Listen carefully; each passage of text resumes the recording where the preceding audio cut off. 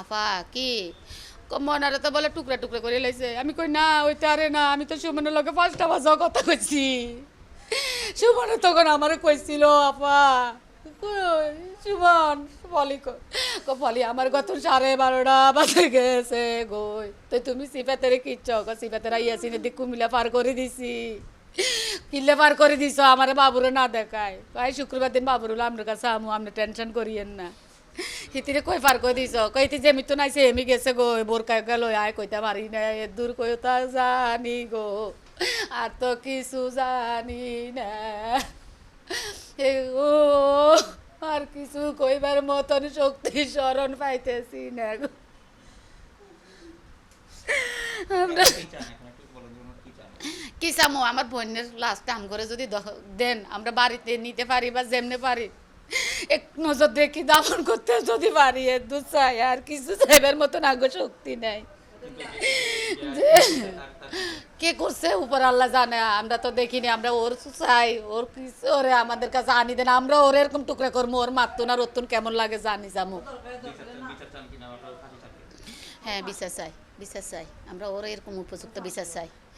ও আমগর এরকম করলো কেমনে, এরকম শান্ত কথার ভিতরে ঠান্ডা কথার ভিতরে। ও তো আমগর কাছে সত্য কথা কইতে পারতো যে আমাদের বোনের আমি কাটিয়ে লাইছি না মারিয়া লাইছি। আমগর যদি মারে যদি লাশ আঙ্গ হাতে তুলে দিত আঙ্গ বোনের অফার থাকতো আমরা মানে নিতাম। ও কেন টুকরা করছে এটা ওর কাছে আমরা এখানে ওর সরাসরি আমি জিজ্ঞেতাম চাই।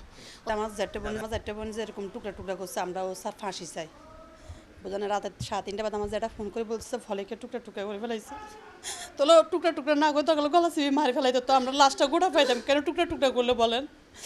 কারণ আমরা ওর ফাঁসি চাই। ও যেরকম একটা মাত সন্তান যেরকম মানে বুক খালি করছে এরকম আমরা ওর বুক খালি করতাম চাই। বাইজিকে নির্মমভাবে বিনা দোষে যেভাবে হত্যা করা হয়েছে আমরা ওই জন্য তার উপযুক্ত ফাঁসি চাই।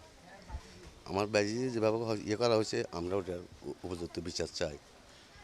এটাই সে তো আমরা তো যে নোয়াখালীতে আমরা তো রাতে 3টে বাজে খবর পাইছি। খবর পাওয়ার পর আমরা তো লাশটাও তো এ পর্যন্ত দেখতে পারিনি। সকালবেলা লাশটা নিয়ে আসলে এই পর্যন্ত আমরা লাশটা দেখার মতো কোনো ইয়ে নেই। সে তো ফালাই চলে গেল। একটা বাচ্চা ছিল, ওই বাচ্চাটাকে তার এখনও আমরা খোঁজ পাইতেছি না। এখন আমরা এটাই উপযুক্ত, এটা একটা তার ফাঁসি চাই, তার উপযুক্ত একটা বিচার চাই। আমার বাইজিকে যেভাবে হত্যা করা হয়েছে, একটা লোককে 17-18টা ভাগ করা হয়েছে, এটার জন্য আমরা ওদের কাছে ইয়ের কাছে আমরা ফাঁসি চাই। আর রাতে সকালে বাইরে হওয়ার পরে শুনতে পাচ্ছি যে 10তলা বিল্ডিংয়ে একটা মহিলাকে টুকরো টুকরো করে ঘরের ভিতরে পাওয়া গেছে। পরে দারোয়ান গিয়ে যখন ধরতে গেছে ও পালাই গেছে আর কি 10তলার উপরে রেলিংয়ের বাইরে দিয়া, বা যেটা ব্যালকনি বলা হয়। কিন্তু এভাবে একটা মেয়েকে এই যুগে আধুনিক যুগে এভাবে নৃশংসভাবে হত্যা করা, টুকরো টুকরো করে ফেলা, এটা কখনো আমরা কাম্য করি না এবং তার শাস্তি হওয়া উচিত এবং যথাযথভাবে সরকার এটাকে দেখা এবং ভালোভাবে পর্যালোচনা করা উচিত। সকল মিডিয়া সোশ্যাল যুগে এটা আমাদের দেশকে সতর্ক করা উচিত বলে মনে করি।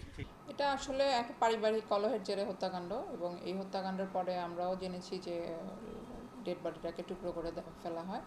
তো সে পেছনের জানলা দিয়ে পালিয়ে যায়, কিন্তু সে ধরা পড়বে। তা আমাদের অভিযান অব্যাহত আছে, আমরা অচিরেই তাকে অ্যারেস্ট করব। এবং তার সম্পর্কে কি জেনেছেন কিনা, বা এই যে সে কি করে বা তার হ্যাঁ, তার নিজস্ব একটা পিক আপ আছে শুনেছি, সে ড্রাইভার। আর আমাদের তদন্ত অব্যাহত আছে, বাকি যে বিষয়গুলো সেগুলো তদন্তে উঠে আসবে। ঘটনাটা কি আসলে খুব বেশি মানে নৃশংস? অবশ্যই একটা মানুষকে হত্যা করে তাকে টুকরো করে ফেলা এটা অবশ্যই নৃশংস একটা বিষয়, এবং খুব সাধারণ মানুষের পক্ষে তো এই কাজগুলো করা সম্ভব না।